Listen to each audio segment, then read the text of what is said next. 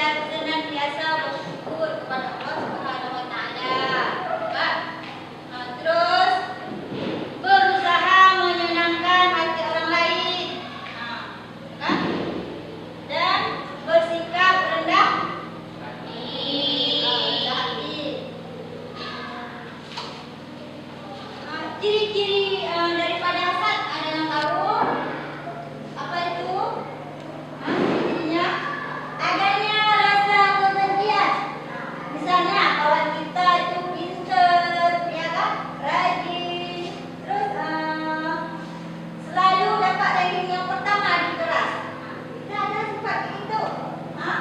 Apakah sebagai seorang muslim, sebagai seorang yang beriman, apakah pantas kita mempunyai sifat itu? Iri hati ataupun dengki? Terus upaya menghindarinya di mana? Kayak ibu bilang tadi, harus gimana? Senantiasa bersyukur.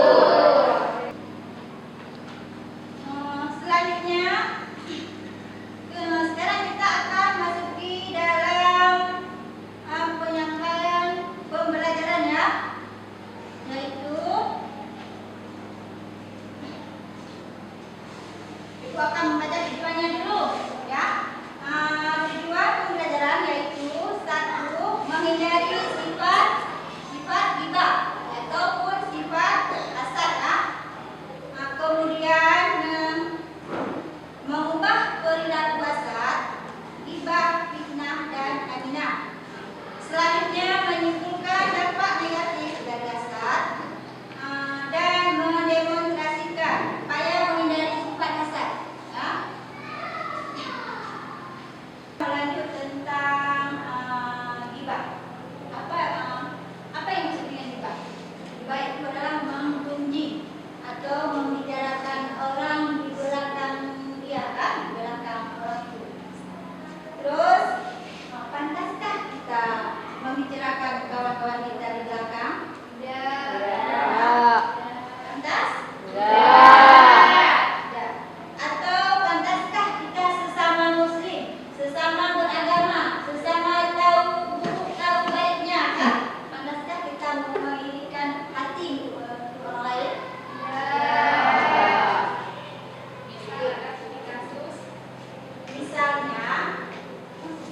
Misalnya ada studi kasus. Di kelas kita ini ada seorang yang pintar, rajin, pintar, baik ya. Tetapi dia hanya pendiam.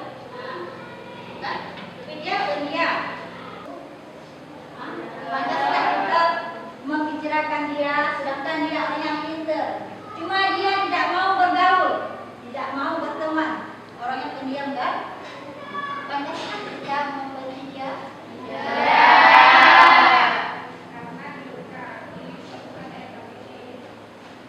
Karena ini itu ada LKPD, itu akan karena kalian sudah punya kelompok, itu akan memberikan LKPD-nya. Nanti kita kerjakan berkelompok ya.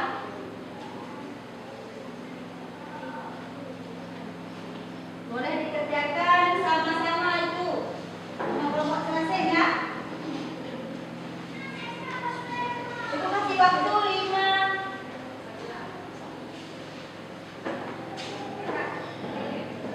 Nah, gini, kerjakan kelompok selesai. Nanti kita presentasikan ke depan ya. Oke? Silakan dikerjakan.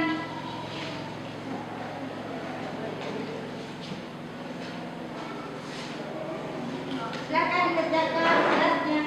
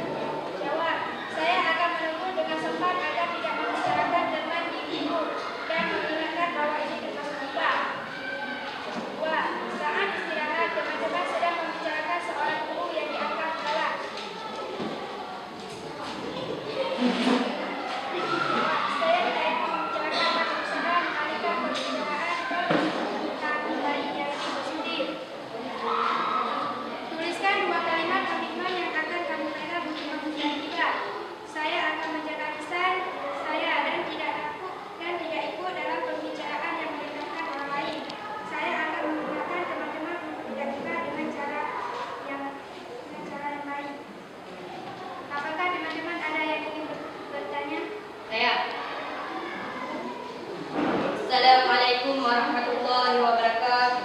Waalaikumsalam warahmatullahi wabarakatuh. Apakah langkah pertama yang bisa kamu lakukan untuk menghentikan kebiasaan ghibah di lingkunganmu? Baiklah, saya akan menjawab pertanyaan yang harus dijawab.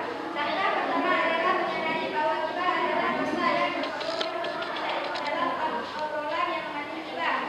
Jika mendengar firman Tuhan, segera alihkan pembicaraan atau ajak bicara dengan cara yang lain. Demikianlah hasil presentasi dari yang dua kali. Assalamualaikum warahmatullahi wabarakatuh. Waalaikumsalam warahmatullahi wabarakatuh.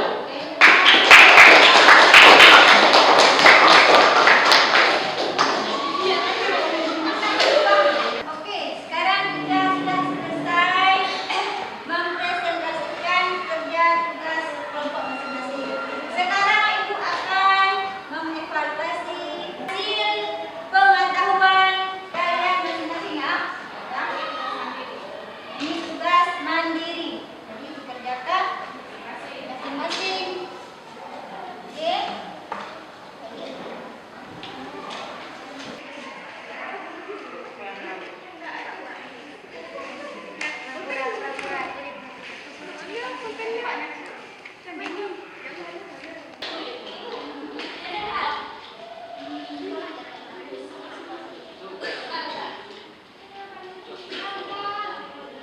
Oke, waktunya sudah habis. Ibu akan menunjukkan hasil kerja kalian ya.